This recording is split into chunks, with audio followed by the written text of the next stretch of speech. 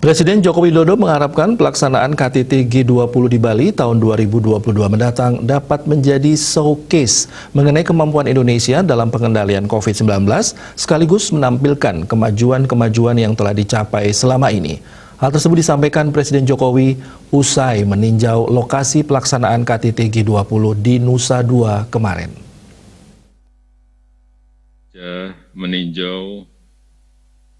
Presiden Indonesia Joko Widodo dalam pidatonya mengatakan peninjauan ini merupakan salah satu tujuan untuk memastikan beberapa venue yang akan digunakan KTT G20 tahun depan, di mana Provinsi Bali yang akan menjadi tuan rumah di tahun 2022. Menurutnya, sebagai tuan rumah, Indonesia ingin melayani dengan baik dan ingin menampilkan yang terbaik. Dirinya yakin Bali memiliki reputasi dan pengalaman dalam menyelenggarakan event-event internasional.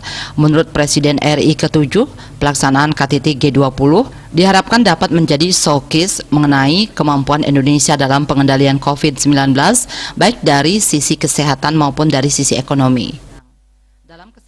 Kemudian kita juga ingin menampilkan kemajuan-kemajuan Indonesia yang telah kita capai, dan juga showcase untuk kekayaan budaya bangsa yang majemuk, yang sangat beragam, dan sekaligus kita juga ingin menunjukkan leadership Indonesia dalam presidensi G20 nantinya.